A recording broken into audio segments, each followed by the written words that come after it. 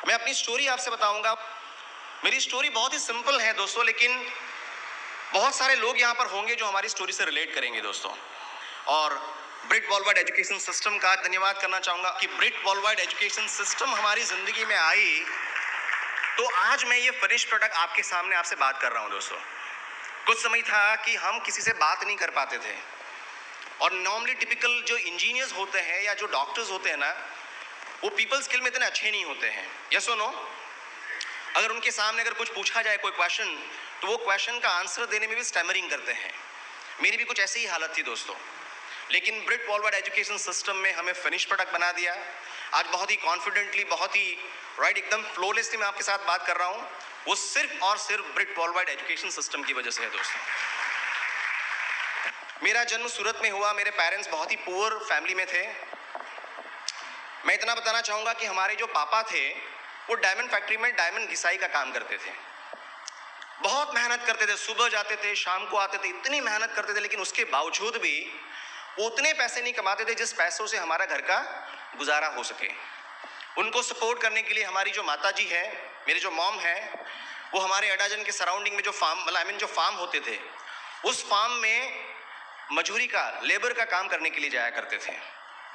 शाम को जब वो घर वापस आते थे, एक डॉक्टर कपल के यहाँ वो खाना बनाने के लिए जाते थे, और उनके यहाँ खाना बनाने के बाद वापस घर आते थे, और घर आने के बाद वो लॉजिंग चलाते थे दोस्तों। सो पापा और मम्मी की टोटल करो आप, जो उनकी इनकम थी, उसके बावजूद भी हमारा गुजारा करना बहुत डिफिकल्ट था दोस्तों। उस समय पर मैं इतना बताना चाहूँगा आपको कि हमने पैसों की वजह से, हमारी पुअर फाइनेंशियल कंडीशन की वजह से कभी भी हमने कोई त्यौहार नहीं एंजॉय किया। हमने कभी भी कोई अच्छे रेस्टोरेंट में खाना नहीं खाया दोस्तों। हमने कभी भी कोई अच्छे खिलौने से खेला नहीं है दोस्तों। हमने कभी भी हमारे बचपन में अच्छी स्कूल में पढ़ाई नहीं की है। हमने कभी भी बचपन में अच्छे कपड़े नहीं पहने हैं। हमने कभी भी कोई शोरूम की विजिट नहीं की थी हमारे बचपन में। बहुत पुअर कंडीशन थी हमारी, बहुत स्ट्रगल करते थे। और हम पांचों, हमारे पेरेंट्स के अलावा हमारे फैमिली में मेरा एक बड़ा भाई है, मेरी एक बड़ी सिस्टर है। और जब भी हमारी स्कूल की वैकेशंस होती थी तो हम हमारे पेरेंट्स को सपोर्ट करने के लिए छोटी मोटा कोई दुकान में काम करते थे। मैंने हार्डवेयर में भी काम किया है बचपन में, मैंने मेडिकल स्टोर में भी काम किया है बचपन में, मैंने गैरेज में भी बचपन में काम किया है, मैंने एसटीडी पीसीओ के जो रोल होते हैं वो रोल भी मैंने बेचा है घर घर जाके, राइट।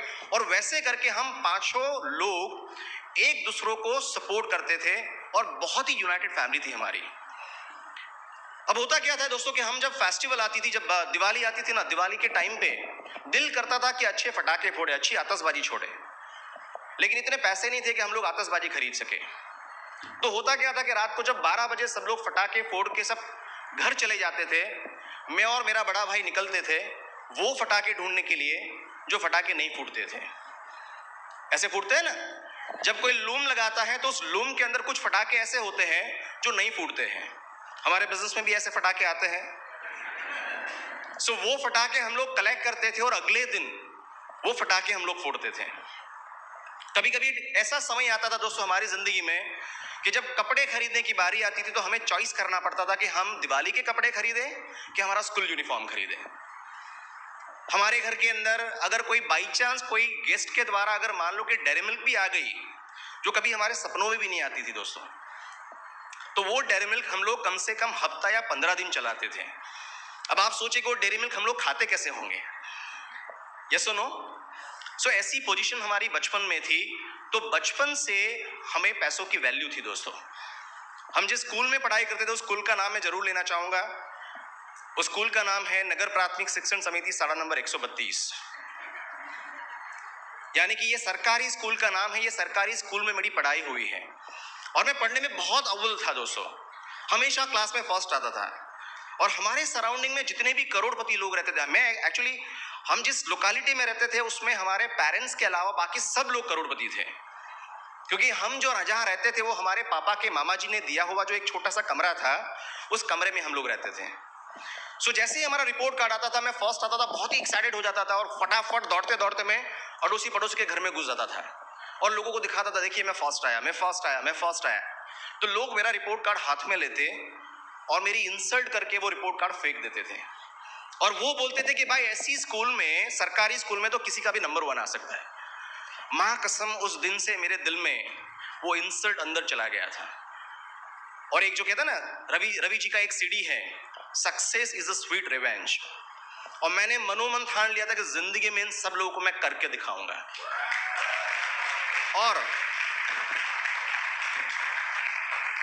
और उस 6 स्टैंडर्ड के बाद मैंने डिसाइड किया, मम्मी को बोला कि मम्मी मुझे अच्छी स्कूल में पढ़ना है। मेरे मम्मी ऐसे एक इंसान है कि जिंदगी में कभी भी मैंने कुछ मांगा हो पढ़ाई के लिए, उन्होंने कभी भी मना नहीं किया है। उन्होंने बोला कोई बात नहीं बेटा, तू कोशिश कर एडमिशन लेने की, जो भी पैसे का खर्च होगा ना हम करेंगे, कुछ भी जुगाड़ करेंगे। तो मैंने उस स्कूल में एडमिशन लिया, मुझे एडमिशन मिल गया। उस स्कूल में भी मेरा फर्स्ट आया, जो हमारे एरिया की स्कूल थी, अच्छी स्कूल थी। उसके बाद मुझे एक टेक्निकल स्कूल में जाना था, तो वहां से निकल के पूरे सूरत की जो नंबर 1 स्कूल थी उस जमाने के अंदर, उस स्कूल में मेरिट बेस पे मैंने एडमिशन लिया, और वहां पे भी मुझे एडमिशन मिल गया दोस्तों, और मेरिट में मेरा 7th नंबर था, राइट। सो एक सरकारी स्कूल से निकलकर मेरा एजुकेशन जो है सेकेंडरी तक, वो एक सूरत की टॉप मोस्ट स्कूल में हुआ। उसके बाद आगे पढ़ाई करता गया, और उस पढ़ाई के दौरान बहुत सारी चैलेंजेस आई। कभी कभी हमारे पास बुक्स लेने के लिए पैसे नहीं होते थे, नोटबुक लेने के लिए हमारे पास पैसे नहीं होते थे। जब इंजीनियरिंग में एडमिशन लिया तो हमारे पास इंजीनियरिंग कैलकुलेटर खरीदने का भी पैसा नहीं था। सो मेरी मम्मी इतनी स्ट्रांग इंसान है कि उन्होंने कभी भी गिव अप नहीं किया। कभी भी उनके मुंह से ये नहीं निकला कि बेटा तुम पढ़ाई करना छोड़ दो, हमारे बस की ये बात नहीं है। वो हमेशा मुझे एंटरटेन करते थे, हमेशा मुझे बूस्टअप करते थे, हमेशा मुझे अपलिफ्ट करते थे, और वैसे करते करते कहीं ना कहीं से कोई ना कोई जुगाड़ जरूर कर लेते। सीनियर के पास जाते, सीनियर से बुक्स खरीदते, कोई समाज में जाकर वहां से नोटबुक लेके आते, राइट। इवन इंजीनियरिंग कैलकुलेटर जो हमारा था ना, वो भी हमारी मम्मी ने किसी सीनियर से ही लेके आए थे। सो ऐसे करके हमने हमारी इंजीनियरिंग, और वो इंजीनियरिंग में मैंने किया NIT सूरत से, वो भी गुजरात की आज की डेट में इंजीनियरिंग कॉलेज में सबसे अच्छी कॉलेज है, जानते हो ना आप लोग। तो वैसे हमारी पढ़ाई हुई दोस्तों। अब जैसे हमारी पढ़ाई कंप्लीट हुई, इंजीनियरिंग कंप्लीट हुआ, उस दौरान हमारी एक शख्स से मुलाकात हुई बॉस के रूप में, जिनका नाम है जयेश वर्मा। उस जमाने में वो मेरे बॉस हुआ करते थे, लेकिन उसके बाद वो मेरे बिजनेस पार्टनर भी बने, उसके बाद वो हमारे मेंटर भी बने, उसके बाद वो हमारे ये बिजनेस के हमारे स्पॉन्सर्स भी बने, और आज की डेट में मैं इतना बोल सकता हूं कि वो हमारे आज फादर भी है दोस्तों। अब हुआ क्या कि उनके साथ काम करते करते हम लोग इतनी हार्डवर्क कर रहे थे, इतनी मेहनत कर रहे थे, और मेहनत करते करते करते करते वो भी थक गए थे।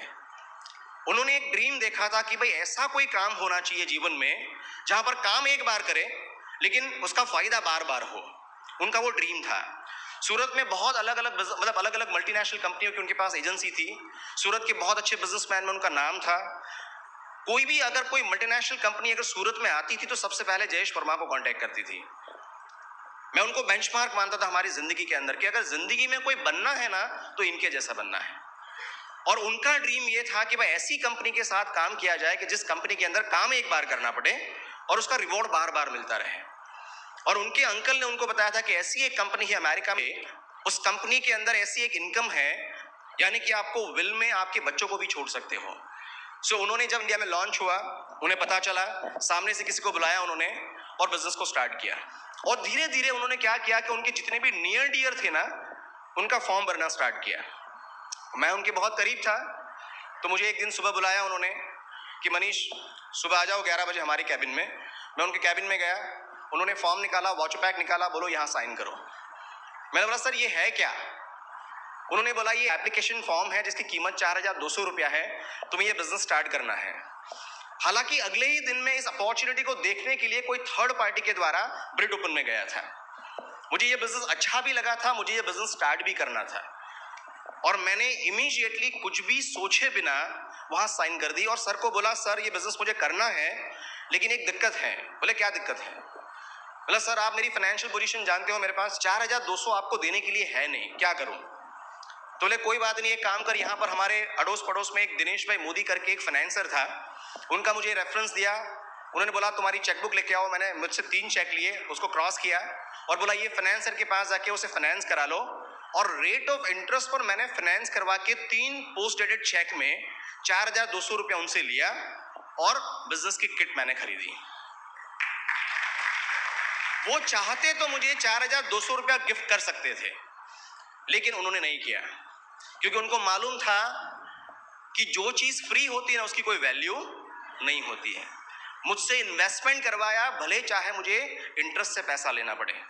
मैं इंटरेस्ट से पैसा लेके आया, उनको उनसे 4,200 रुपया दिया, उनसे किट खरीदा, और किट खरीदने के बाद मैंने कभी भी जयेश वर्मा को ये पूछते हुए नहीं देखा कि मनीष तुम्हारा कैसे चल रहा है।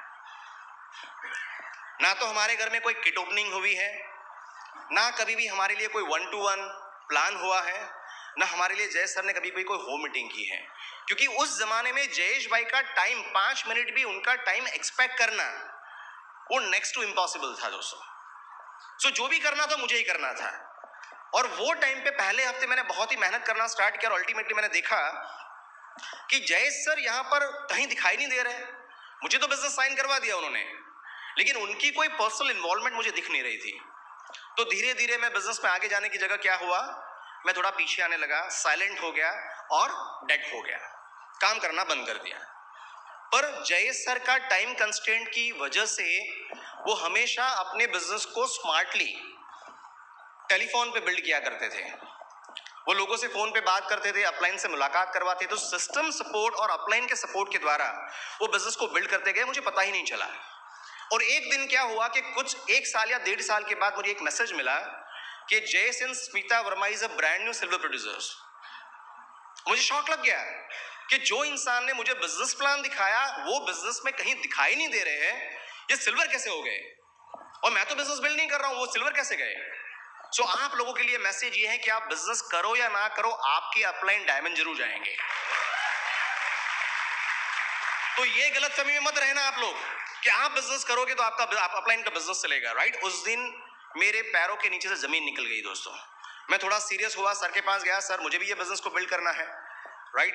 मुझे तो पैसे चाहिए, अल्टीमेट मेरा जीवन का जो गोल था वो गोल था पैसा। सो मैंने सर को बोला कि मुझे पैसे चाहिए। उन्होंने बोला कि बिजनेस स्टार्ट करो। हालांकि उनके पास भी टाइम नहीं था कि बैठ के मुझे काउंसलिंग करे, मुझे मेंटरिंग करे। अल्टीमेटली उनके जो स्पॉन्सर्स, उनके जो अपलाइंस थे, राइट, उनकी हेल्प और सिस्टम की हेल्प से बहुत तेजी से बिजनेस को आगे बढ़ा रहे थे। फिर भी मैं काम करता था, नहीं करता था, आधा अधूरा था, 50-50% था, कभी 90-40 था, सॉरी 60-40 था, 70-30 था। पर 100% सिस्टम की वजह से जो काम करना चाहिए वो मेरे दिल में नहीं था, राइट? क्योंकि कोई परमानेंट जयेश सर की इन्वॉल्वमेंट 100% इन्वॉल्वमेंट नहीं थी, कोई गाइड करने वाला नहीं था। पर धीरे धीरे जैसे वो ये बिजनेस में आगे बढ़ते गए, उनका टाइम, उनका कमिटमेंट, उनकी प्रायोरिटी ये बिजनेस के प्रति बढ़ती गई, और धीरे धीरे मैं भी उनके साथ काम करते गया। और 2003 में मैं सिल्वर प्रोड्यूसर बना। अब मैं आपको इस दौरान जब मैंने बिजनेस स्टार्ट किया और बिजनेस में 2003 में सिल्वर गया, इस 20 की बात करूंगा कि मैंने जब बिजनेस को बिल्ड करने का डिसीजन लिया ना, तो मैं अपने माइंड से ये बिजनेस को बिल्ड कर रहा था। मुझे लग रहा था कि भाई मैं NIT का इंजीनियर हूँ, बीटेक इंजीनियर, इलेक्ट्रिकल, इतने परसेंटेज आए हैं, मैं इतना स्कोरर हूँ, थोड़ा मैं जमीन से ऊपर चलता था। हाँ, थोड़ी हवा होती है ना इंजीनियर को, मुझ में भी थोड़ी हवा थी। और मैं अपना बिजनेस अपने हिसाब से, अपना जो तरीका होता है ना, उस तरीके से बिजनेस को बिल्ड करने की कोशिश कर रहा था। मीटिंग में नहीं जाता था। जब मीटिंग में लोग इनवाइट करते थे, अपलाइन इनवाइट करते थे, मैं मीटिंग में जाता जरूर था, लेकिन मीटिंग के अंदर नहीं जाता था, मीटिंग के पार्किंग में बैठा रहता था। CD सुनने के लिए लोग बोलते थे, उस जमाने में ऑडियो टेप आती थी, ऑडियो टेप लेता था अपलाइन से, लेकिन कभी सुनता नहीं था। बुक पढ़ाई करने के लिए लोग बोलते थे कि भाई आपको ये पॉजिटिव मेंटल एटीट्यूड की बुक पढ़नी पड़ेगी, मैं बुक लेता था लेकिन पढ़ता कभी नहीं था, क्योंकि इंजीनियरिंग कॉलेज की बड़ी बड़ी किताबें पढ़ते पढ़ते मैं थक चुका था, वापिस पढ़ाई नहीं करना चाहता था। सो मैं 9 को स्टेप के बारे में, जो हमारी एजुकेशन सिस्टम हमें जो गाइड करती है ना, वो 9 को स्टेप के हिसाब से मैं बिजनेस में काम नहीं करता था। और सबसे इंपॉर्टेंट जो ब्रिक सिस्टम है ना, उस ब्रिक सिस्टम को मैं चैलेंज करता था कि ड्रीम लगाने से कभी भी वो चीज हमारे घर में नहीं आती है, राइट? मुझे विश्वास नहीं था उस चीज के ऊपर। एक दिन बहुत कोशिश करने के बाद मैं अपलाइन के पास गया कि सर मैं काम करता हूँ, प्लान दिखाता हूँ, लोग आते हैं, लोग चले जाते हैं, लेकिन मेरा बिजनेस परमानेंट नेचर में क्यों नहीं आ रहा है? तो जयेश सर ने बोला कि चलो आपके घर जाते हैं। वो मेरे घर आए, मेरे घर में घूम के देख रहे, तो हमारे घर में कहीं पे भी कोई प्रकार का कोई ड्रीम नहीं दिखता है उनको। उन्होंने बोला कि आपने 4 बेसिक में क्या सीखा? मैंने बोला सर 4 बेसिक में हमने सबसे पहले सीखा कि आप सबसे पहले आपकी ड्रीम की यादी बनाइए। उसके बाद आपने क्या सीखा? मैंने कहा सर मैंने वो सीखा कि भाई वो ड्रीम के ऊपर एक डेट होना चाहिए और डेट के हिसाब से उसका पिक्चर के ऊपर डेट होना चाहिए और वो पिक्चर आपके दीवार के ऊपर होना चाहिए और आपके हर जगह पर जहां बारी बारी जाते हो वहां पर आपका ड्रीम होना चाहिए। तो आपने आपका ड्रीम लगाया? सिंपल क्वेश्चन पूछा उन्होंने। मैंने कहा नहीं सर। उन्होंने कहा कि ये बिजनेस में जिस दिन आप ड्रीम लगाना स्टार्ट करोगे ना विद डेट, कि कौन सी डेट को आपका ड्रीम आपको चाहिए, उसी दिन ये बिजनेस बिल्ड होना स्टार्ट हो जाएगा। फिर भी मैं मानने के लिए तैयार नहीं था, पर मैं अपने अपलाइन को कभी भी क्वेश्चन नहीं करता था, आर्ग्यूमेंट नहीं करता था, क्योंकि मेरी हैसियत नहीं थी उनसे बात करने की। वो इतने बड़े बिजनेसमैन जिनको मैं बेंचमार्क करता था, उतने बड़े इंसान थे। उन्होंने मुझे वापस गाड़ी में बिठाया, एक शोरूम में लेके गए, वहां से एक गाड़ी का पोस्टर लगाया, लिया जो मुझे चाहिए था। मुझे पूछा कि आपका ड्रीम क्या है? मैंने बोला सर मैं पांडेसरा सचिन में जाता हूँ, सुबह जाता हूँ, व्हाइट शर्ट पहन के आता हूँ, मैं काला शर्ट पहन के, तो मुझे सबसे पहले मुझे कार चाहिए। तो उन्होंने कहा चलो हम शोरूम में जाते हैं। शोरूम में जाके कार का पोस्टर लिया, उस पोस्टर के ऊपर उन्होंने डेट लिखा कि कौन सी डेट को आपको चाहिए। मैंने बोला सर 31 दिसंबर 2003। उन्होंने डेट लिखा और वो डेट के साथ वो ड्रीम लगाया उन्होंने दीवार के ऊपर, उन्होंने अपने हाथों से, हमने दोनों ने मिलके। और आप बिलीव नहीं करोगे, जिस दिन से हमने वो ड्रीम पोस्टर हमारे दीवारों के ऊपर, हमारे फ्रिज के ऊपर चिपकाया, उस दिन से सही मायने में हमारे बिजनेस की शुरुआत हो चुकी। और अगले 4 महीने में मेरा टोटल जो ग्रुप पीवी था वो था 10,000। उस दिन से आज तक मैं कोई भी ड्रीम देखता हूं ना, मेरे दीवार के ऊपर लगाता हूं। और आज तक की हिस्ट्री है मेरे जीवन में कि मैंने जो भी हमारे दीवार पे लगाया है, मैंने जो भी हमारे ड्रीम बोर्ड पे लगाया है ना, वो हमेशा हमें मिलता है।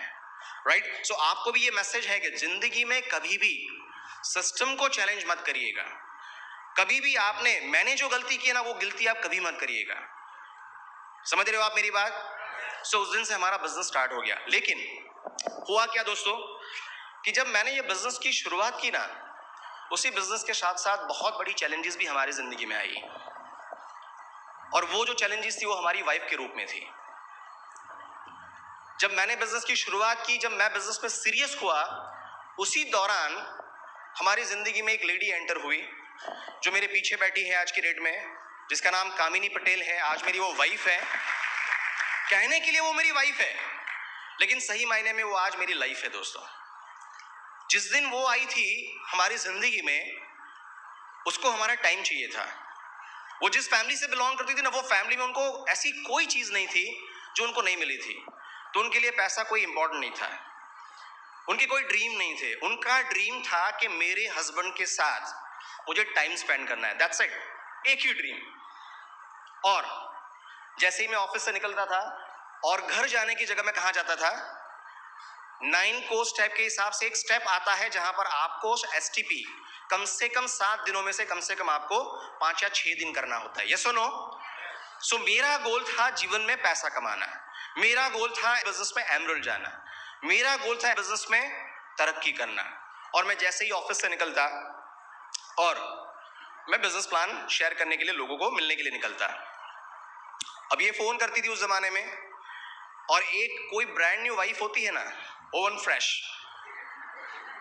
उनका एक ही ड्रीम होता है कि भाई हस्बैंड कब घर आए। यस और नो? क्योंकि वो कोई अलग फैमिली से अलग फैमिली में आती है और वो एक्सपेक्ट करती है कि उसका हस्बैंड उसे टाइम दे। और मैं उसका फोन रिप्लाई नहीं करता था, क्योंकि मैं जानता था कि ये लेडी इतनी जिद्दी थी कि कोई भी चीज अगर एक बार डिसाइड कर लेना तो खत्म। अगर उसका फोन जो अगर मैंने पिकअप कर लिया ना, तो मेरी ताकत नहीं है कि मैं फील्ड में रह सकूं। कहां जाना पड़ेगा मुझे घर जाना पड़ेगा। और मैं फोन पिकअप नहीं करता था। उसे बड़ा गुस्सा आता था।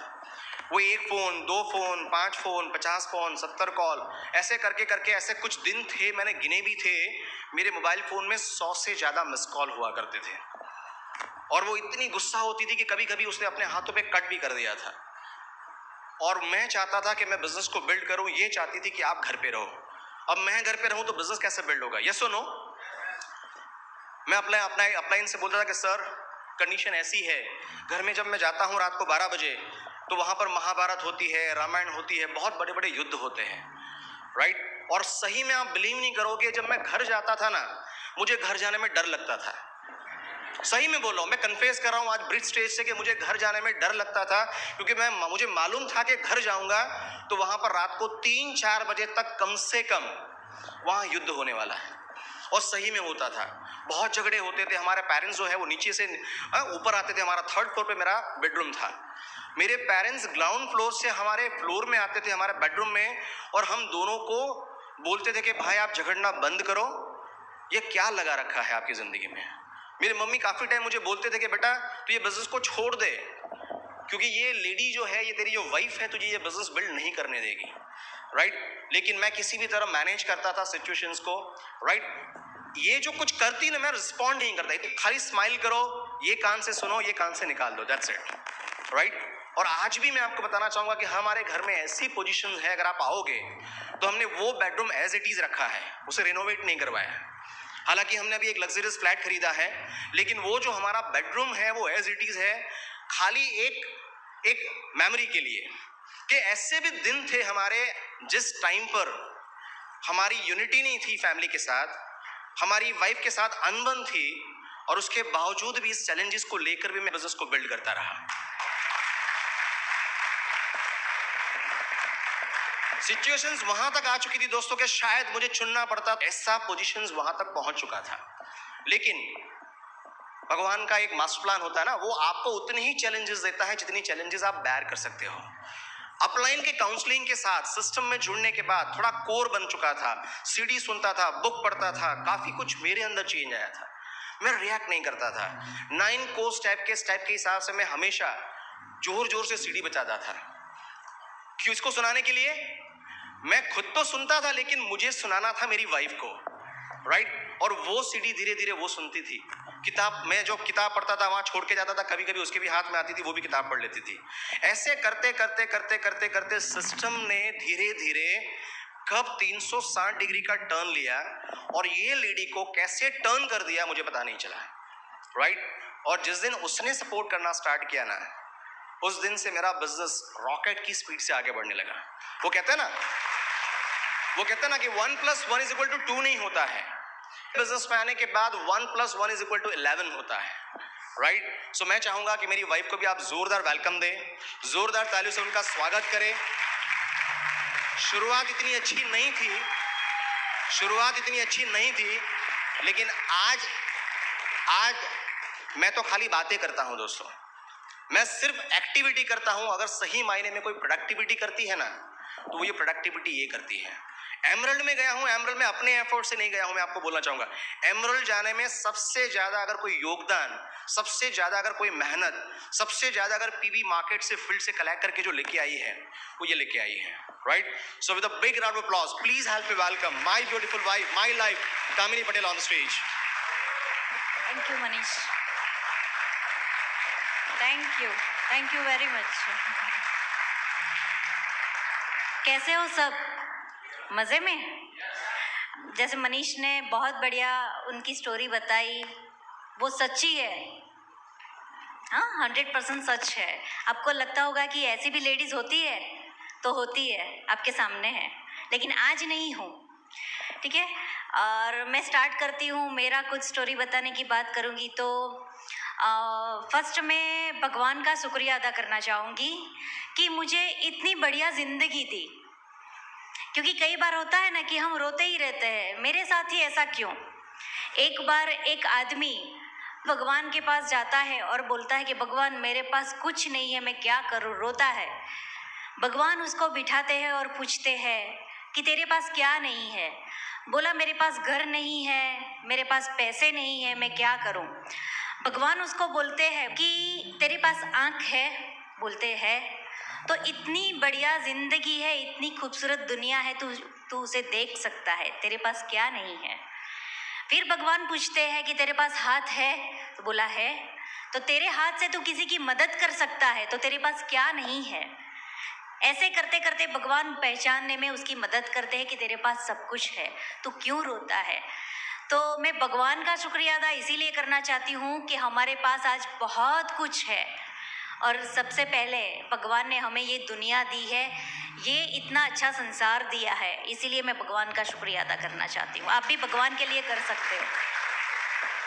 भगवान ने मुझे बहुत बढ़िया एक परिवार में मेरा जन्म हुआ। वहाँ मेरी परवरिश बहुत अच्छी तरीके से हुई। जॉइंट फैमिली है मेरे मैके में, मम्मी पापा, अंकल आंटी, मेरी बुआ भी है।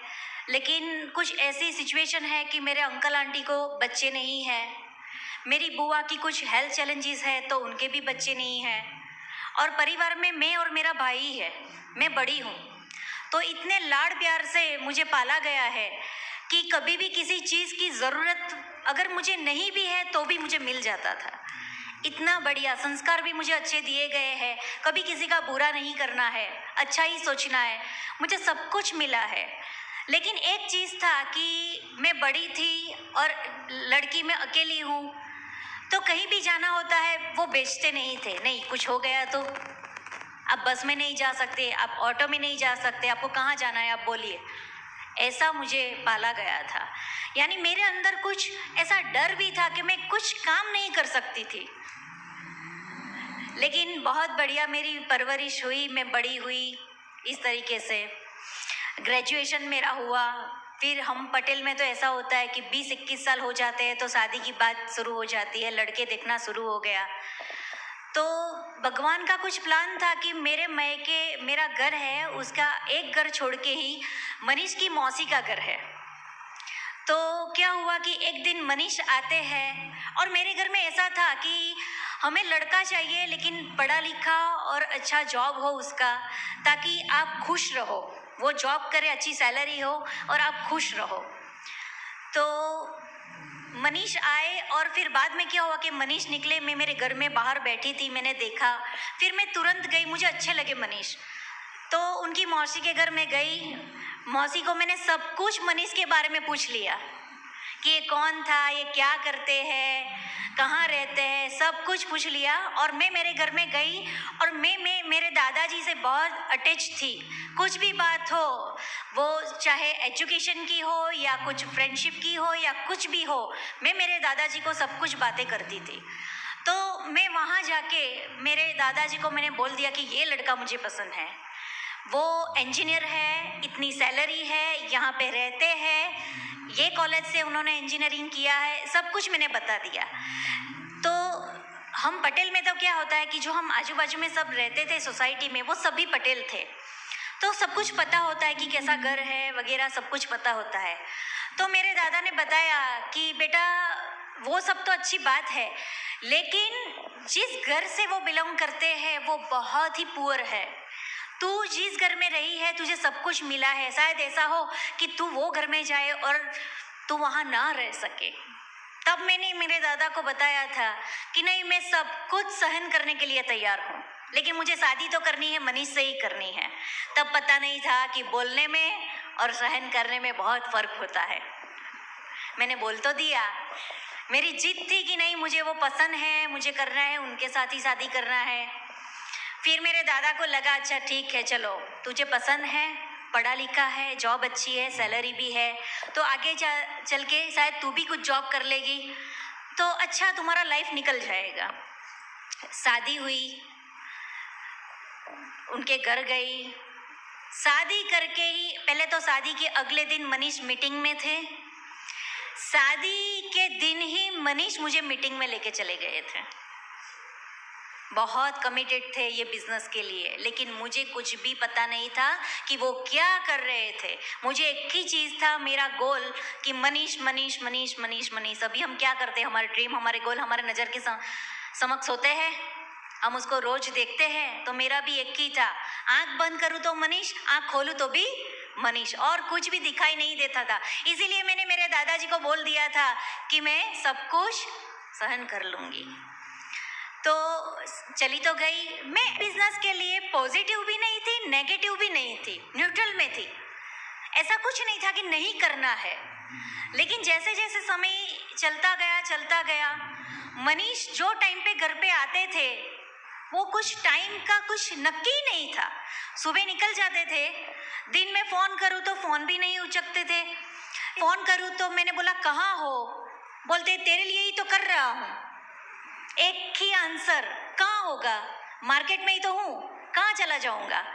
फिर मैंने धीरे धीरे उसका वो जो आंसर आता था ना, वो दिल में चुभ जाता था। एक लड़की जो किस फैमिली में से आई है, उसका क्या सपना रहता है शादी के बाद, कि वो घूमे, पिक्चर मूवी देखने जाए, गार्डन में जाए, घूमे फिरे। टाइम ही मुझे चाहिए था मनीष का, लेकिन वो मुझे टाइम ही नहीं दे रहे थे। रात को 10 बजते, 11 बजते, 12 बजते, फैमिली के सब मेंबर हम साथ में खाना खाते थे, लेकिन मनीष नहीं थे।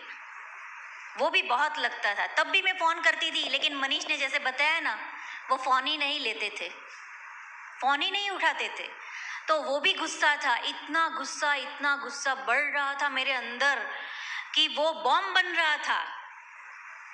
और बॉम्ब बनते बनते ऐसा विस्फोट होता था रात को, जैसे मनीष ने आपको बताया ना, शायद आप मेरे घर में वो म्यूजियम में रखते हैं ना, तो ऐसे हमने हमारा रूम रखा है। स्विच बोर्ड, एक भी स्विच सही तरीके से नहीं है, दरवाजे का हैंडल भी टूटा हुआ है, फैन की ब्लेड भी ऐसे मुड़ गई है। ऐसा हमारा हमने बेडरूम बना दिया था। ऐसा महाभारत होता था रात को। मुझे कुछ नहीं चाहिए था, मुझे बस मनीष का टाइम ही चाहिए था।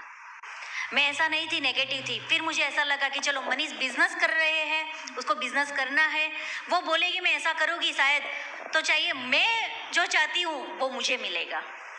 तो मनीष बोलते थे मीटिंग में जाना है, हम चले जाते थे। मुझे बस इतना ही था, उसके पीछे बाइक पर बैठने को मिलता था, या तो मीटिंग में उसके बाजू में बैठने को मिलता था। इसीलिए मैं चली जाती थी कि इतना टाइम तो मैं 3 घंटे तो निकाल सकती हूँ उसके साथ, तो मैं चली जाती थी। फिर देखती हूँ दिन ब दिन कि मैं चली जाती हूँ, लेकिन मुझे जो चाहिए वो मनीष नहीं दे रहे हैं। तो भी गुस्सा निकलता था कि वो बोल रहे कि मीटिंग में आना है, यहाँ पे जाना है, वो करना है, मैं सब कुछ कर रही हूँ। तो अभी मैं बोल रही हूँ कि भाई आपको पिक्चर देखने आना है मेरे साथ, वो नहीं आते थे। रात को 9 बजे घर पे आना है, वो नहीं आते थे। ऐसा ही चलता रहा। फिर क्या होता है कि ये बिजनेस में हम मीटिंग में जाते थे। मनीष ने मेरी मुलाकात मेरे अपलाइन, मेरे मेंटर स्मिता वर्मा से करवा दी। स्मिता वर्मा के लिए क्लैपिंग हो जाए। उस दिन मुझे पता नहीं, शायद भगवान का कुछ इशारा था कि ये लड़की ये बंदे के साथ ही रहे, जिंदगी गुजारे। शायद उसके मैके में जो उसकी लाइफ थी, शायद ये बिजनेस से उस दिन चेंज होके डायमंड लेवल पे जाके उसको वही लाइफ मिलने वाली थी। भगवान का कुछ इशारा था उस दिन। तो मैं स्मिता वर्मा से मिली, लेकिन स्मिता वर्मा स्टेज पे गए और उनका कुछ एजुकेशन बोले थे, उनका लाइफस्टाइल बोले थे, कैसे वो रहते हैं, वो वगैरह सब कुछ। तो मुझे ऐसा लगा कि नहीं यार, कुछ तो है। मैं उनसे मिली, पर्सनली मिली, मनीष ने मेरी मुलाकात करवाई, सब कुछ हुआ। लेकिन मैं अंदर से डर रही थी, क्योंकि कभी भी मैंने किसी ऐसे माहौल में गई नहीं थी, किसी से मैंने ऐसे बातचीत नहीं की थी, तो मैं डर रही थी। तो क्या हुआ था कि मीटिंग में जाती थी, लेकिन मिलना ना मिलना ऐसा हो रहा था। जैसे प्रॉपर कम्युनिकेशन अपलाइन के साथ होना चाहिए, वो नहीं हो रहा था। मिलती थी, हाय हेलो करके निकल जाते थे। और मैं भी मनीष को बोलती थी, मीटिंग में से बाहर निकलती थी और मैं जहाँ हमारा बाइक रखा होता है वहाँ पे मैं चली जाती थी और मनीष को फ़ोन करती थी, मैं आ गई हूँ, तुम भी फटाफट आ जाओ, बस हमको निकलना है, और कोई बात नहीं। बस ऐसे चलता रहा। फिर एक बार क्या होता है कि हम कुछ 6 लेवल अचीव किया था, 6% अचीव किया था, और हमारे ग्रेट अपलाइन रवि प्रकाश का एक मीटिंग था, बढ़िया सा मीटिंग था, डिस्ट्रीब्यूटर मीट उसको बोलते थे। तो पूरा हमारा एंटायर वो मीट था, तो बहुत क्राउड था और हम थोड़े लेट पहुंचे थे। तो जब रिकॉग्निशन लेवल चालू हुआ तो क्या होता है कि मनीष को आने की जगह नहीं थी, लेकिन मैं आ सकूं इतना था। तो मनीष ने बोला कि तुम फटाफट स्टेज पे जाओ, अपना नाम बोल के उतर जाना। मैंने बोला नहीं, मैं नहीं जाऊंगी, तुम नहीं आओगे तो मैं भी नहीं जाने वाली। लेकिन मनीष बोलते नहीं, मैं नहीं आ सकता, बहुत क्राउड है, वहाँ जाने तक तो ये ख़त्म हो जाएगा, तुम भागो जल्दी से। तो मैं वहाँ से आती हूँ, जल्दी से ऊपर स्टेज पे जाती हूँ और लाइन में खड़े रहते हैं, और पहले तो नाम बोलना था, तो मैं अपना नाम बोल रही थी। उस समय मैंने मनीष को दरवाजे के पास खड़े रहते हुए मैंने देखा, और मेरी आँख से वहाँ से ये आंसू निकल गए कि मैंने तो कुछ भी नहीं किया था, मैंने तो कुछ भी नहीं बिजनेस में किया था, फिर भी इतना मान सम्मान मुझे मिल रहा, इतना रिकॉग्निशन मुझे मिल रहा है। ये बिजनेस में तो कुछ है, ये बिजनेस में तो कुछ है। फिर प्रॉपरली मैंने मेरे अपलाइन स्मिता वर्मा से कम्युनिकेशन किया। उन्होंने बहुत प्यार से मुझे समझाया कि बेटा ये बिजनेस तू जैसे मनीष को क्यों इतना परेशान कर रही है, तुझे पता है कि वो क्या कर रहा है? ये बिजनेस बहुत बढ़िया है, ये तेरे लिए ही तो कर रहा है। तू जिस परिवार से ये परिवार में आई है, तुझे लग रहा है कि अगर मनीष ये बिजनेस नहीं करेगा तो तुझे क्या ऐसी लाइफ मिलेगी? मैंने बोला नहीं मिल सकती। तू एक बात सोच कि ये किसके लिए कर रहा है, वो तेरे लिए ही कर रहा है। ये सोचता है कि मनीष जो भी पैसे कमाए वो तू इसे एंजॉय करे। और ये बात भी सच है कि जब से मेरी शादी हुई है कुछ ऐसे चैलेंजेस भी थे कि पैसे की कमी रहती थी, लेकिन नया साल आता है दिवाली में, तो मनीष ने एक चीज़ मुझे बताया था कि तुम्हें नए साल में नए कपड़े लेने हैं और उसका आपको कीमत नहीं देखना है, आपको जो भी पसंद है आप ले लो। मैंने बोला आप नहीं, मुझे चलेगा, ये कपड़े हैं मैं यही पहनूंगा, ये चलेगा। तब मुझे दिल से एक डिसीजन लेना पड़ा कि जिसने बचपन में भी कुछ नहीं देखा है और शादी करने के बाद भी अगर वो मेरा ही सोच रहा है, परिवार का भी सोच रहा है, अभी मेरी बारी है उसके बारे में सोचने की।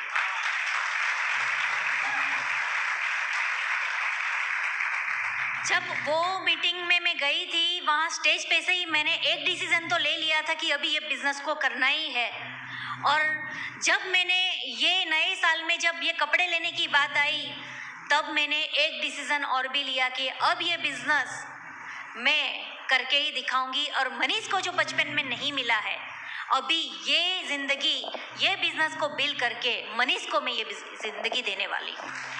और तब जाके हमने ये बिजनेस को बहुत ही पैशनेटली बिल्ड करना स्टार्ट किया। जैसे मनीष ने बताया, सीडी सुनना मुझे बिल्कुल पसंद नहीं था, लेकिन मनीष सुबह में सीडी रख देते थे तो हमें सुनना ही पड़ता था। जैसे वो सुबह में सीडी रखते थे तो मेरे घर, हम जॉइंट फैमिली में रहते हैं, मनीष के बड़े भैया है, मेरी जेठानी भी है, मेरी सास भी है, तो सब सुनते थे। तो सबके माइंड में कुछ ना कुछ तो जा रहा था, नेगेटिविटी तो आती है। देखो हम घर में रहते हैं, जॉइंट फैमिली में रहते हैं, तो एक दूसरे की सोच कभी भी मिलती नहीं है। मिलती है क्या? मैं लेडी से पूछना चाहूँगी, मिलती है? नहीं मिलती है। लेकिन अगर आपके घर में अगर ये सिस्टम है, सिस्टम के लिए क्लैपिंग हो जाए, अगर आप आपके घर में 100% ये सिस्टम चालू कर दोगे ना, तो सोच शायद मिलने लगेगी। आप उसके बारे में अच्छा सोचने लगोगे, वो आपके बारे में अच्छा सोचने लगेगी, और कभी भी हम एक दूसरे के बारे में नेगेटिव नहीं सोचेंगे।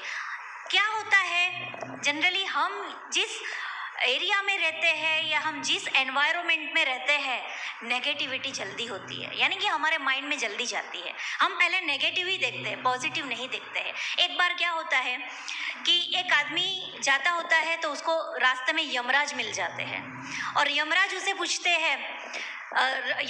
पूछते हैं कि मुझे पानी पीना है, आप मुझे पानी पिलाओगे?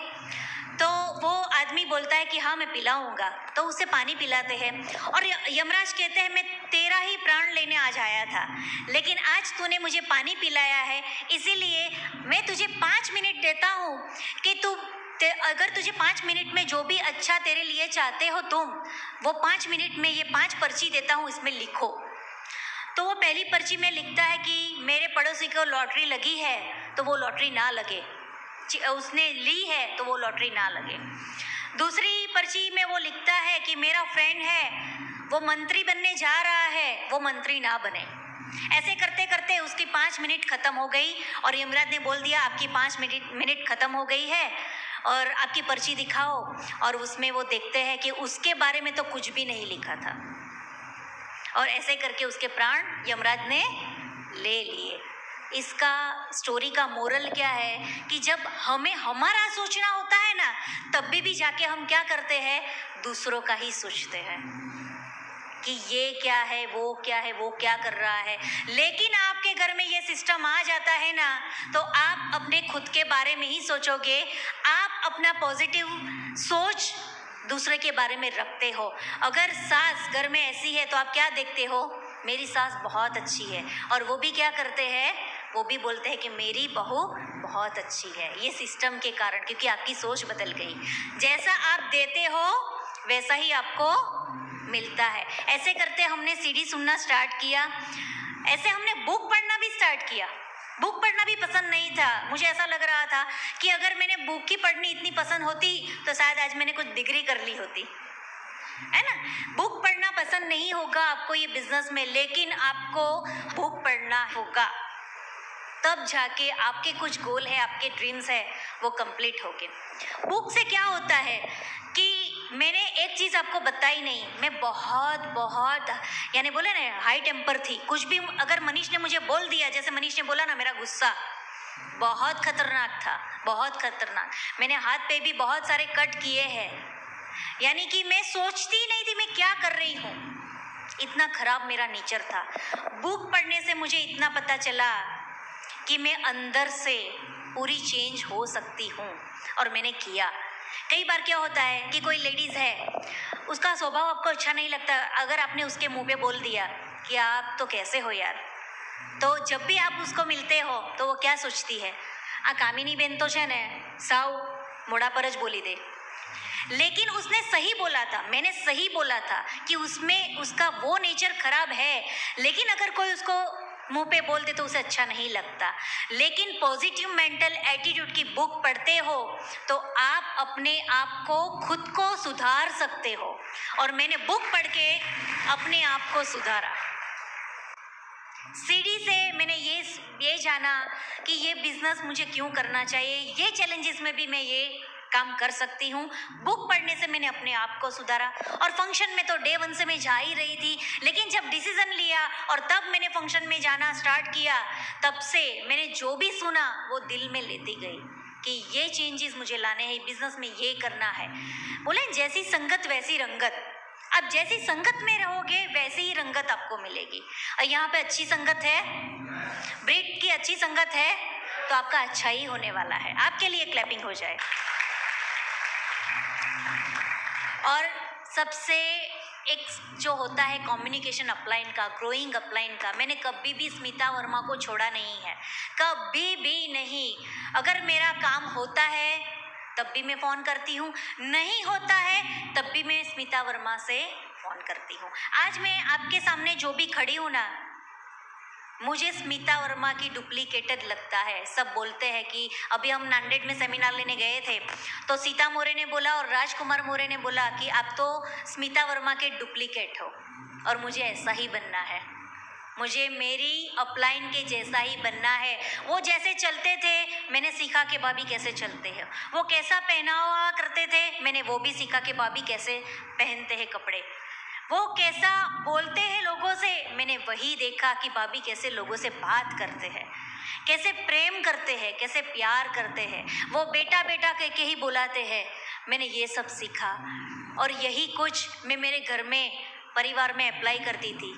तो मुझे आज मेरा फैमिली, जो पहले इतना ऐसा लग रहा था मैं कैसे यहाँ पे ज़िंदगी गुजारूंगी, आज मुझे ऐसा लग रहा है कि मेरा परिवार जैसा तो शायद किसी का भी परिवार नहीं होगा। मैं भगवान को इसीलिए थैंक यू बोलती हूँ, और भगवान से जब भी प्रार्थना करती हूँ मैं एक ही चीज़ बोलती हूँ कि मेरे सभी फैमिली मेम्बर्स को अच्छी हेल्थ देना, अच्छी वेल्थ देना, और हम सब साथ में बढ़िया ज़िंदगी गुजारें। बस यही प्रार्थना करती हूँ। और ये सब हुआ ये सिस्टम के कारण। ये सिस्टम आपकी ज़िंदगी बदल देगी फ्रेंड्स, लेकिन ये सिस्टम को आपको 100% फॉलो करना पड़ेगा। कर सकते हो तो आपकी भी ज़िंदगी बढ़िया बन सकती है। और इसी दौरान मैंने एक बेटे को जन्म दिया, वो आज 14 साल का है, उसका नाम है दिशार्थ। बहुत ही स्मार्ट है, हेल्दी है, समझदार है, बहुत ही क्लेवर है। डे 1 से हमने ये बिजनेस को बिल्ड किया था, तब उसका बॉर्न हुआ था, तब बहुत सारी चैलेंजेस थी, कुछ ऐसा लेवल नहीं था। हम 12% पे थे, और 12% पे हमारा बिजनेस चालू हो गया था सौराष्ट्र में, और हमारे कंटिन्यूस सौराष्ट्र में जाना पड़ता था। हम एवरी सैटरडे संडे उसको यहाँ पे छोड़ के जाते थे, और हम वहाँ पे बिजनेस करते थे, और मंडे को सुबह आते थे। लेकिन कभी भी मैंने कभी भी दिल पे नहीं लिया कि मेरा बेटा छोटा है, मैं कैसे ये बिजनेस को बिल्ड करूँ। मैं एक ही चीज़ आपको बताना चाहूँगी कि आप ये बिजनेस करो, या ना करो, आप अभी भी कुछ जॉब करते हो या आप हाउस वाइफ हो, अपना छोटा बच्चा होता है, अगर कोई ऐसी परिस्थिति में आपको घर से बाहर जाना होता है तो क्या आप बेटे को छोड़ के नहीं जाते हो? जाना होता है तो क्या नहीं जाते हो? कुछ भी उसको समझ के या समझा के आप जाते हो ना। जब ये बिजनेस की बारी आती है तो हम मेरा बेटा मैं कैसे छोड़ के जाऊं, यही सोचते हैं। आप ये बिजनेस उसके लिए ही कर रहे हो।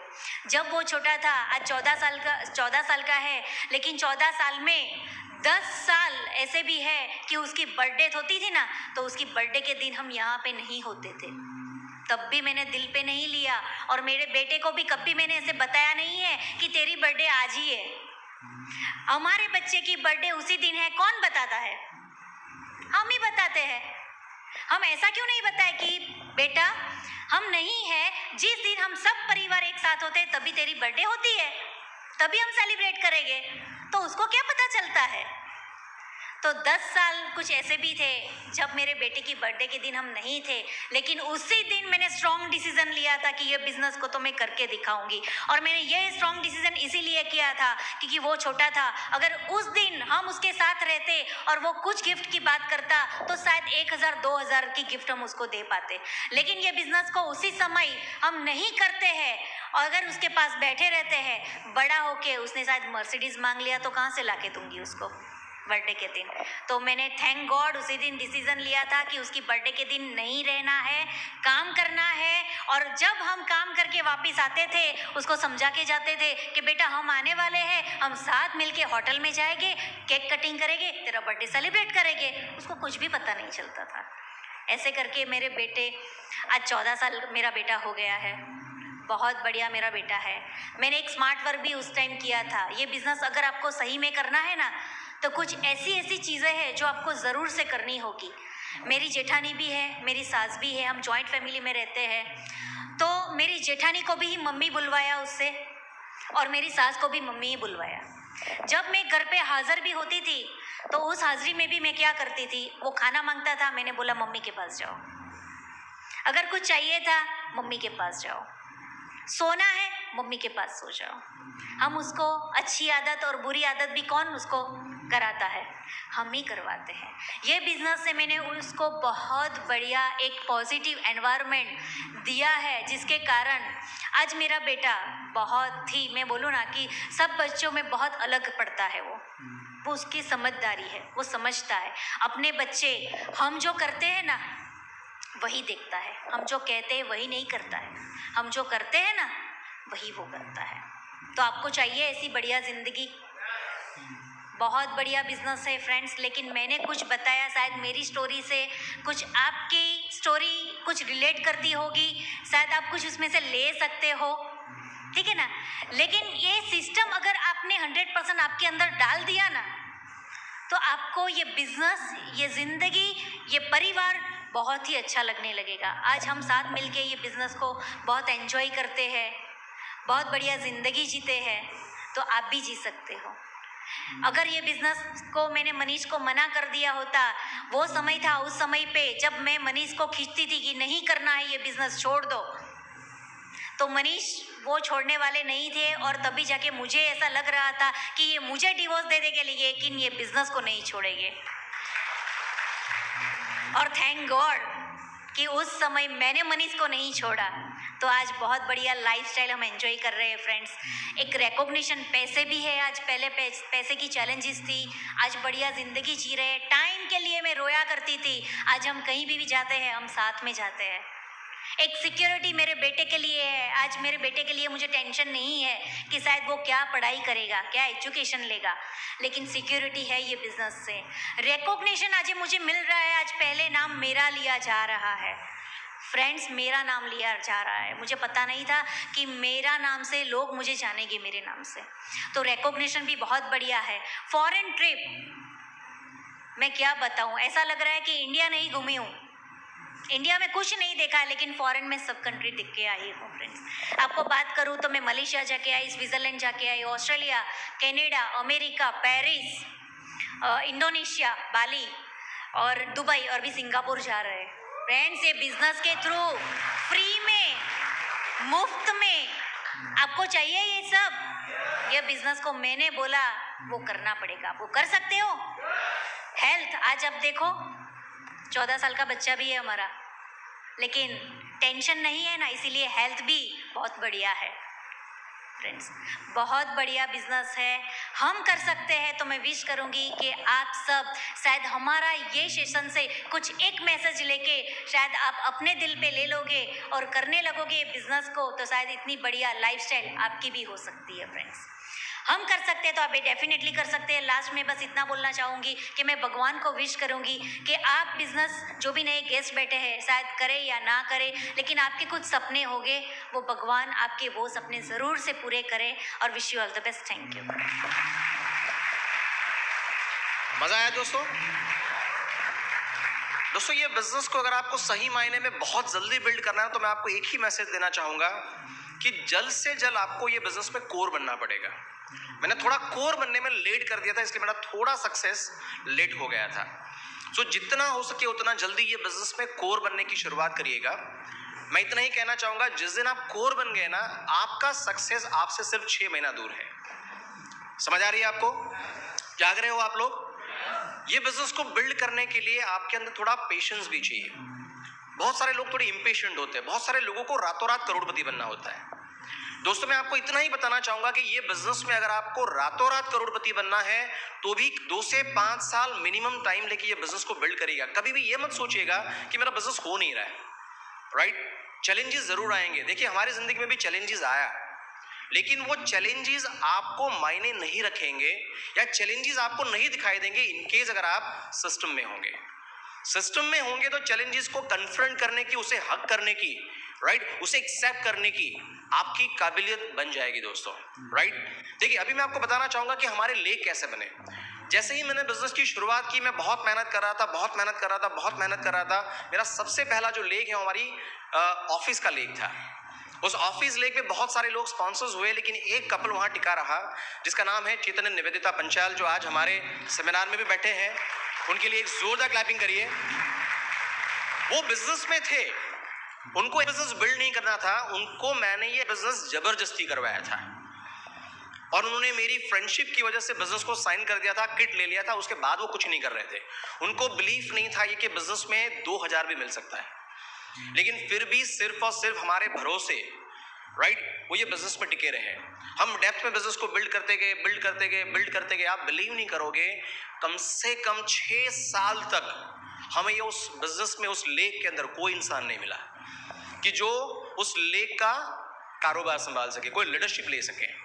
लेकिन उसके बाद भी मैंने बिजनेस को गिव अप नहीं किया। मैं चाहता तो छोड़ सकता था, लेकिन मैंने छोड़ा नहीं, मैंने हमेशा रीट्राई किया। राइट? मैं करता गया, डेप्थ में लोगों को ढूंढता गया। और 6 साल के बाद हमारे बिजनेस में एक कपल स्पॉन्सर हुए जो हमारे से कम 700 किलोमीटर दूर थे, जूनागढ़ में थे, जिनका नाम है महेंद्र सुरभि दोबरिया। और वो आज की डेट में हमारे बिजनेस में एमरल्ड है, पिछले साल और ये साल भी वो रिक्वालीफाई कर रहे हैं दोस्तों। राइट? और उनके नीचे भी हमने और एक कपल को पाया, और वो कपल भी आज उनके ग्रुप में है, उनके ब्रदर है, वो भी ये बिजनेस में एमरल्ड डायरेक्ट है, जिनका नाम है हरीशन पिंटू दोबरिया। उनके लिए भी जोरदार क्लैपिंग करिए दोस्तों। लोग कहते हैं ना कि लोग फैमिली मेंबर्स हमें सपोर्ट नहीं करते। हाँ, डेफिनेटली सच बात है। मेरे लिए जब मैंने ये बिजनेस की शुरुआत की, हमारे फैमिली के कोई भी मेंबर्स ये बिजनेस में नहीं आए। हाँ, सपोर्ट बहुत करते हैं, लेकिन उनको ये बिजनेस का विजन कभी नहीं आया। लेकिन महेंद्र भाई के घर में जितने भी लोग हैं, चाहे वो सिस्टर, चाहे वो ब्रदर, सब लोग ये बिजनेस में हैं और उनके फैमिली में सारे के सारे लोग 21% एंड अबव है। राइट? सो कोई चीज नक्की नहीं है, एक चीज नक्की, कुछ नक्की नहीं है। राइट? आपको क्या करना है? आपको सिंपली लोगों को प्लान दिखाते रहना है और गिव अप नहीं करना है। ये सबसे बड़ा मैसेज है। सेकंड लेग जो है मेरा दोस्तों, मैंने जब ये बिजनेस की शुरुआत की थी तो इनिशियल डेज में हम जिनके साथ इंजीनियरिंग किया करते थे, वो अंकलेश्वर में कोई कंपनी में जॉब करता था। एक बार वो सूरत आया था और मेरे लिस्ट में उनका नाम था ही, मैं उनको बिजनेस प्लान दिखाने ही वाला था। और उसी दौरान वो सूरत में आया था एक प्रोजेक्ट लेके, और वो मुझे प्रोजेक्ट देना चाहता था कि मनीष, हम दोनों मिलके पार्टनरशिप में एक बहुत बड़ा बिजनेस बिल्ड करेंगे। और मुझे उनको क्या करना था? मुझे उनको बिजनेस दिखाना था। सो हम दोनों मिले, हम दोनों ने एक दूसरे का प्रोजेक्ट एक्सचेंज किया। वो मुझे क्या देना चाहता था आपको मालूम है? वो मुझे देना चाहता था कि मनीष, हम दोनों पार्टनरशिप में मिलके सूरत में भैंस का तबेला स्टार्ट करें। आप लोगों को हंसी आ रही है, लेकिन ये ट्रू सेंस में आप मनीष भाई को जाके पूछना, वो मुझे भैंस का तबेला देने वाला था। थैंक गॉड कि मैंने वो भैंस का तबेला स्टार्ट नहीं किया, अदरवाइज रोज सुबह में यहाँ पेन रख के मैं बाइक पे लोगों के घर में दूध की डिलीवरी करने जाता था। थैंक गॉड नहीं किया, अदरवाइज मैं अपने आप को विजुलाइज कर सकता हूं कि मैं किस तरह से अपनी लाइफ को एंजॉय कर रहा होता।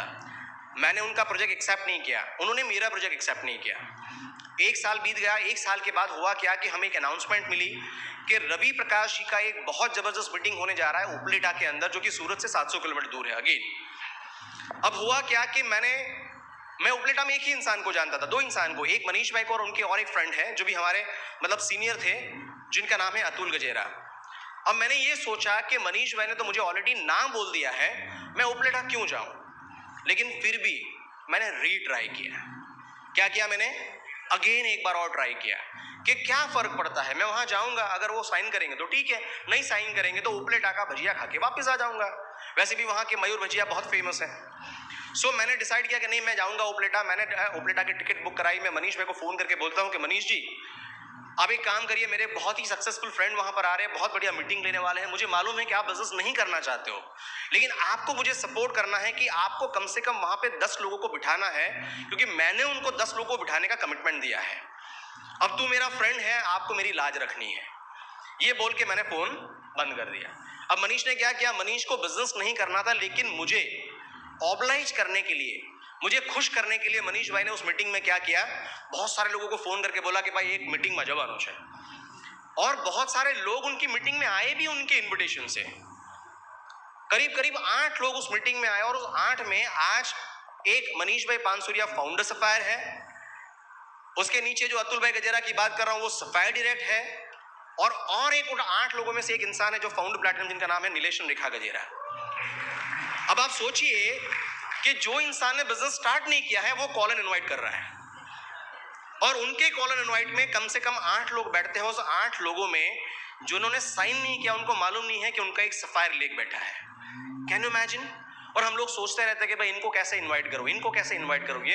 भाई कॉल एंड इनवाइट करने की कोई टेक्निक नहीं है, दिल से लोगों को इनवाइट करोगे, लोग आएंगे और बिजनेस आपका बिल्ड होगा। और मनीष भाई, मैंने बिजनेस स्टार्ट किया, उसके बाद 3 साल के बाद मुझे मनीष भाई मिले थे, जो मेरा आज फाउंडर सफायर ले है। मैसेज ये है दोस्तों कि आपको बिजनेस में टिकना पड़ेगा। लोग इंपेशेंट हो जाते हैं, बिजनेस बिल्ड नहीं होता है तो बिजनेस को छोड़ के भाग जाते हैं। भागना नहीं है आपको। ये चाइनीज बाम्बू जैसा बिजनेस है दोस्तों। 5 साल चाइनीज बाम्बू को जमीन से ऊपर आने में लगता है। कितना? 5 साल। और 5 साल के बाद वो जमीन से बाहर निकलता है ना, कम से कम हफ्ते के अंदर, वो बहुत बड़ा लंबा हो जाता है, काफी फीट लंबा हो जाता है। तो ये बिजनेस जब आप बिल्ड करोगे ना सिस्टम से, बिजनेस होगा कि नहीं होगा, डोंट वरी, इंटरनली आपका ग्रोथ जरूर होगा। थर्ड लेग मुझे कहाँ मिला? हमेशा हमारी अपलाइन कहती थी कि जहां पर भी आपके 4 फीट के डिस्टेंस में कोई भी मिलता है ना, उसे स्माइल करो आप। मैंने बोला ये तो बहुत सिंपल है, स्माइल करो। तो मैंने स्माइल करने की शुरुआत करनी स्टार्ट कर दी। अब जब भी स्माइल करता था ना, लोग क्या करते थे? स्माइल करते थे। मैंने आज तक किसी को भी स्माइल दिया हो और मुझे किसी ने चाटा मारा हो, ऐसा नहीं बना। हाँ, स्माइल आपको, अगर आप मेल हो तो मेल को स्माइल करनी है, वरना सैंडल जरूर पड़ेंगे। सो मैंने लोगों को स्माइल करना स्टार्ट किया। एक बार क्या हुआ कि 4 रास्ते के ऊपर मैं बाइक पे बैठा था, 120 सेकंड बाकी थी सिग्नल में। मेरे बिल्कुल पड़ोस में एक बाइक थी। उस बाइक वाले को मैंने स्माइल किया, उनको पूछा कि सर आपका 2 स्ट्रोक बाइक है? बोले यस। मुझे मालूम था उनके पास सुजुकी थी और मेरे पास यामाहा थी 135। उन्होंने बोला आपका भी यामाहा है तो आपका भी 2 स्ट्रोक है? I said yes. मैंने उनको पूछा आप क्या करते हो? तो मैंने कंप्यूटर का बिजनेस करता हूँ। उन्होंने मुझे पूछा कि मैं क्या करता हूँ? मैंने बोला मैं ऑफिस ऑटोमेशन का बिजनेस कर रहा हूँ। हम दोनों का बातचीत हुआ, कार्ड एक्सचेंज हुआ, नंबर ले लिया। अगले ही दिन ग्रिड ओपन था। मैंने उनको इन्वाइट किया कि कंप्यूटर के बिजनेस के अलावा कुछ एक्स्ट्रा इनकम करना चाहते हो क्या? He said yes, I am open. मैंने उनको बोला कि ग्रिड ओपन में आ जाइए, यहाँ मीटिंग हो रही है। वो आ गए, उन्होंने बिजनेस को बिल्ड करना स्टार्ट किया। बहुत आगे बढ़े और उनकी डेप्थ में हमें एक कपल मिला जो बहुत ही कमिटेड है आज के डेट में, बहुत ही पैशनेटली बिल्ड कर रहे हैं। पढ़े लिखे नहीं है लेकिन बहुत ही इनोसेंट एंड बहुत ही एक्साइटेड है, और वो कपल का नाम है हितेश और अनीता दालिया। तो इस तरह से हमें हमारे 3 लेग मिले, और आज की डेट में हमारा डायमंड स्ट्रक्चर्स भी लगभग स्माइल से ही बिल्ड हो रहा है दोस्तों। बहुत सिंपल है। देखिए, स्माइल करना बहुत बड़ी बात नहीं है। जो लोग स्माइल नहीं करते ना, वो लोग बिजनेस को बिल्ड नहीं कर सकते हैं दोस्तों। जो लोग स्माइल नहीं करते उनके लिए मैं एक ही चीज बोलना चाहूंगा कि स्माइल नहीं करना मतलब क्या है कि आपके बैंक में लाखों करोड़ों रुपए है लेकिन आपके पास चेकबुक और एटीएम कार्ड नहीं है। यस और नो? स्माइल करके तो देखिए। स्माइल करने के बाद एक छोटा सा क्वेश्चन करिए, कुछ समझ में नहीं आ रहा तो उनको एड्रेस पूछिए, आप ही की ऑफिस का एड्रेस पूछिए। समझ आ रही है आपको? और होता क्या है कि जब आप बात करोगे ना, बात करने से बात बढ़ती है। टाटा स्काई की ऐड देखी आप लोगों ने? टाटा स्काई की पुरानी ऐड आया करती थी, कम से कम 4 अलग अलग टाइप की ऐड थी उसमें। बहुत सिंपल कॉन्सेप्ट है कि पूछने में क्या जाता है। सुना है आप लोगों ने? क्या क्या कहा है उन्होंने? पूछने में क्या जाता है। अगर पूछ डाला तो लाइफ चिंगालाला। दोस्तों आज मेरा जो डायमंड स्ट्रक्चर है ना उसमें से 70% हमारे जो लेग है वो पूछ डाला तो लाइफ चिंगालाला वाले हैं। समझ आ रही है आपको? लोग आपको सामने से नहीं आएंगे, हाँ लोग आएंगे, आने वाला दिन आने वाला है, आपके घर में लाइन लगेगी, लोग आएंगे आपके पास स्पॉन्सर होने के, लेकिन आज की डेट में आपको लोगों को ढूंढना पड़ेगा। देखिए बहुत सिंपल सी बात है दोस्तों कि जब आपके बिजनेस को बिल्ड करते हो ना, लोग हैं दुनिया में, भूखे लोग हैं, स्मार्ट लोग हैं जिनको पैसा कमाना है, जो ग्रीडी है, लेकिन हमें उनको ढूंढना पड़ेगा। राइट? आपकी ये बिजनेस के प्रति कमिटमेंट होनी चाहिए, आपकी ये बिजनेस के प्रति एक प्रायोरिटी होनी चाहिए। बहुत सारे लोग ये बिजनेस को बिल्ड करना चाहते हैं लेकिन कभी कभी करते हैं, लास्ट प्रायोरिटी होती है उनकी। जब मैं ये बिजनेस में आया था तो मैंने एक बार सुना था बिल ब्रिट की एक सीडी में कि ये बिजनेस एक अनोखा बिजनेस है जहां पर आपको वर्टिकल अलाइनमेंट में काम करना पड़ेगा। आपकी जिंदगी में सबसे पहले प्रायोरिटी होनी चाहिए भगवान की, उसके बाद सेकंड प्रायोरिटी होनी चाहिए आपकी फैमिली की, थर्ड प्रायोरिटी आपका होना चाहिए आपका कन्वेंशनल बिजनेस या जॉब। कभी भी जॉब और आपकी जो बिजनेस है उनको कॉम्प्रोमाइज नहीं करना है दोस्तों। मैं यहां से ये भी बोलना चाहूंगा कि जब तक ऐसी कोई सफलता ना मिले तब तक आपको आपकी जॉब या आपको बिजनेस नहीं छोड़ना है, वो आपकी प्रायोरिटी में होना चाहिए। मुझे लगा कि बिल ब्रिट जो बिजनेस के बारे में बात कर रहे हैं उनके लिए थर्ड प्रायोरिटी जॉब या बिजनेस है। वाओ, क्या कल्चर है यहाँ का, मैं इंप्रेस हो गया था। राइट? और उनके बाद उन्होंने क्या कहा कि बिजनेस आपकी जिंदगी में आपकी चौथी प्रायोरिटी होनी चाहिए। चौथी, आपकी कजिन की मैरिज नहीं, आपका मूवी नहीं, आपके पड़ोस के कोई बच्चे की बर्थडे है तो वो आपकी प्रायोरिटी नहीं होनी चाहिए। आपके जीवन में जिस दिन आपका ब्रीट ओपन होता है, जो हम प्राइम टाइम बोलते हैं 7 to 11, वो 7 to 11 में कोई भी काम हो वो आपके लिए मायने नहीं रखना चाहिए। आई मीन आपके लिए वो इंपॉर्टेंट नहीं होना चाहिए। आपके लिए इंपॉर्टेंट क्या होना चाहिए? आपके लिए इंपॉर्टेंट आपका बिजनेस होना चाहिए, आपके लिए आपका 4 बेसिक्स होना चाहिए। बिल ब्रिट ये कहता है कि हमेशा हफ्ते में कम से कम 7 में से कम 5 नाइट आपको काम करना चाहिए, मिनिमम 5 to 6 डेज। क्या कर सकते हो आप लोग? कंसिस्टेंट बेस पे आपको ये बिजनेस बिल्ड करना पड़ेगा। देखिए मेरा लेग नंबर 1, लेग नंबर 2 दोनों कितने डिस्टेंस में है? कितने डिस्टेंस में है? 700 किलोमीटर के डिस्टेंस में है। जब मैंने ये लेग को स्पॉन्सर किया था तब मेरे अपलाइन ने कहा था कि मनीष एक चीज तुम याद रखना कि जहां जो भी काम स्टार्ट करो उसे पूरा करके रहना। अगर तुम उपलेटा में किसी को स्पॉन्सर करते हो तो मतलब उपलेटा में सपोर्ट के लिए तुम्हें कंसिस्टेंट जाना पड़ेगा। और आप बिलीव नहीं करोगे, जिस दिन मैंने उपलेटा में बिजनेस को स्टार्ट किया था उस समय पर मेरी थोड़ी फाइनेंशियल चैलेंजेस भी थी। मैं पैसा लोगों से ब्याज पे लाकर मैं 700 किलोमीटर दूर ट्रैवल किया करता था। और आपको मालूम है कि 700 किलोमीटर दूर ट्रैवल करो तो कम से कम उस जमाने में 2000 रुपये आराम से निकलता था। राइट? कम से कम सस्ती वाली अगर आप होटल भी अगर आप हायर करोगे ना तो भी 2000 आराम से लगता था। और आप बिलीव नहीं करोगे कि मेरे अपलाइन के एक फेथ के ऊपर उन्होंने मुझे एक चीज बोला था कि पानी का ड्रॉप अगर ऊपर से गिरता है पत्थर के ऊपर, अगर वो लगातार गिरता है टपक टपक टपक टपक टपक, तो वो पत्थर को भी छेद कर देता है। राइट? अगर तुम कंसिस्टेंट अगर एफर्ट करोगे तो डेफिनेटली तुम डायमंड जरूर पैदा करोगे। तो मैंने क्या किया कि मैंने चेक किया कि सूरत में उपलेटा ट्रैवल्स कौन सी ट्रैवल्स जाती है, तो वहां पर रजवाड़ी करके एक ट्रैवल्स है। मैं रजवाड़ी में गया, रजवाड़ी के ओनर को बोला कि सर 52 वीक्स का बुकिंग करना है। कितने वीक का? 52 वीक का बुकिंग करना है, मतलब कि 1 साल कंसिस्टेंट हर फ्राइडे 13 नंबर की सीट में ये मनीष पटेल आएगा और रिटर्न में हर संडे नाइट को 13 नंबर की सिट मनीष पटेल की रहेगी, 52 बुक कर दो। और आप बिलीव नहीं करोगे, मैं एक साल ने लगभग 1.5-2 साल तक लगातार एवरी सैटरडे संडे ट्रैवल किया मैंने, राइट। कभी उपलेटा जाता था, उपलेटा से महेंद्र भाई जब आप स्पॉन्सर हुए तो मैं जूनागढ़ जाता था, उपलेटा जूनागढ़। इतना मैंने ट्रैवल किया दोस्तों कि आप बिलीव नहीं करोगे कि वो कंसिस्टेंसी ही खाली एक चीज थी जिसके कारण आज मेरे दोनों लेग इतने बड़े लेग है कि मैं उनको बोल सकता हूं कि जो वो मेरी एसेट है दोस्तों आज की डेट में, राइट। और लोग कहते हैं ना कि ये बिजनेस सामान्य बिजनेस नहीं है, दोनों लेग से इतने पीवी आते हैं दोस्तों, राइट।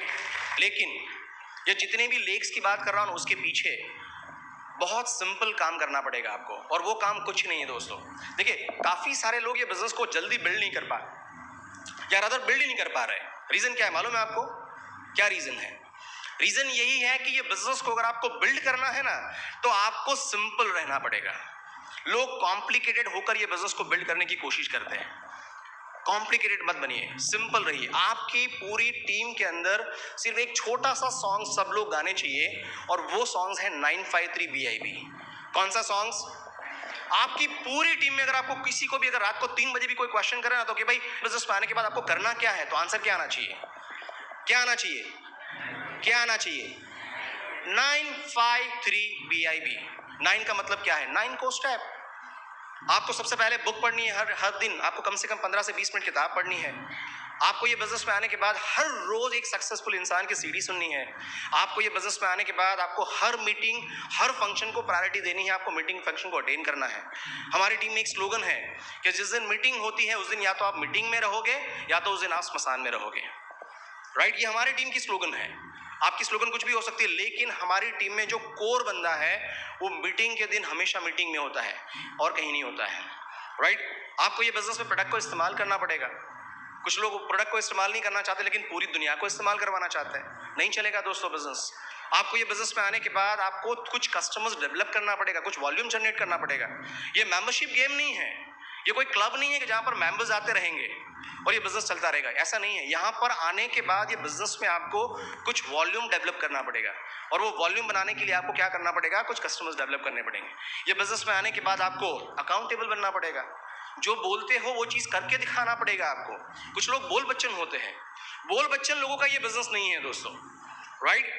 जो बोलते हैं कि नहीं मैं 6% जा रहा हूं मतलब जा रहा हूं, मैं मीटिंग में आ रहा हूं मतलब आ रहा हूं। आपको अकाउंटेबल बनना पड़ेगा, आपके वर्ड प्रति आपको अकाउंटेबल बनना पड़ेगा, टाइम के प्रति। टाइम की वैल्यू करोगे आप, टाइम की वैल्यू आज नहीं करोगे तो कल टाइम आपकी वैल्यू नहीं करेगा। आपको ये बिजनेस में आने के बाद पैसों की वैल्यू करना सीखना पड़ेगा। पैसे के साथ हमेशा लेन देन जो है ना हमेशा क्लियर रखो। किसी के भी पैसे लेने नहीं है और किसी को पैसे देने नहीं है, सिंपल सी बात है। आपको ये बिजनेस में टीचेबल बनना पड़ेगा। सबसे बड़ी दिक्कत लोगों को यही होती है जो मुझे हुई थी। मैं सीखने समझने के लिए तैयार नहीं था। मैं समझता था कि मैं बहुत बड़ा शेर खान हूं। कुछ नहीं है दोस्तों। आज मैं इस प्लेटफॉर्म से ये कहता हूं, और यहाँ पे जितने भी एमरल्स हैं ना वो ये सब लोगों को पूछिए, आज भी हम ये बिजनेस के प्रति खाली 5% भी नहीं जानते। ये बिजनेस में आपको एक सक्सेसफुल ग्रोइंग और एक्टिव अपलाइन को मेंटर बनाना पड़ेगा, उनको सबमिट होना पड़ेगा। आपको ये बिजनेस में आने के बाद उनके साथ कनेक्टिविटी में रहना पड़ेगा, कम्युनिकेशन में रहना पड़ेगा। बहुत इंपॉर्टेंट चीज है दोस्तों, राइट। तो ये 9 को स्टेप आपको लगातार day after day, one after one, right, आपको डेली बेसिस पे करना पड़ेगा। आपको ये बिजनेस में कम से कम 7 में से 5 से 6 दिन काम करना है। क्या करना है? बहुत सिंपल काम है, राइट। लोगों की लिस्ट बनाइए। आप जानते हो कि नहीं जानते हो लोगों को? आप आपके फेसबुक को चेक करिए, उस फेसबुक के अंदर कम से कम हजारों लोग होंगे, राइट। सिंपली उस लोगों को आपको खाली कॉल करके इनवाइट करना है। उनको पहले प्री क्वालिफाई करना है कि वो ग्रीडी है कि नहीं है, वो नीडी है कि नहीं है, उनको ये बिजनेस में कुछ एक्स्ट्रा इनकम करने में इंटरेस्ट है कि नहीं है। जो इंटरेस्टेड है उनको बिजनेस प्लान शेयर करिए, राइट। और बिजनेस प्लान शेयर करने के बाद फाइनल क्लोजिंग।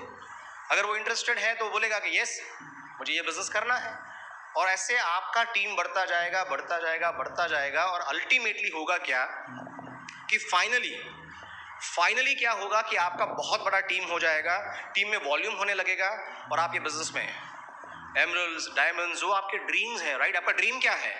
कितने लोग डायमंड जाना चाहते हैं और कितने लोग क्राउन जाना चाहते हैं? बस कुछ नहीं करना है। आपकी टीम में हमेशा एक ही चीज आप ध्यान में रखिएगा, हर बंदे को सिखाइए सिंपल काम, और वो सिंपल काम क्या है? 9 5 3 BIP। तीन चीज, तीसरा क्या है? 9 हो गया, 5 हो गया, और तीन क्या है? 3 कार्डिनल रूल्स।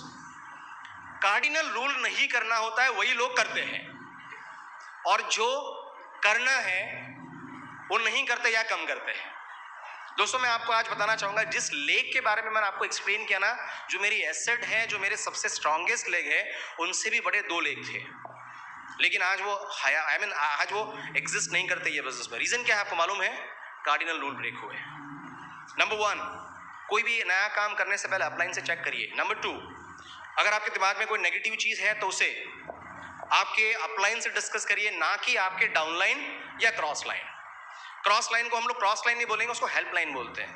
क्योंकि मैं जब भी निराश होता था ना, तो मैंने ऐसे ही बड़े बड़े जो क्रॉस लाइन है, कुमार है, राज शाह है, हमारे महेंद्र सिंह जाला है, अरुण एंड प्रज्ञा पाठक है, ऐसे बड़े बड़े लोगों की सीडी सुन के ही मैंने सीखा है।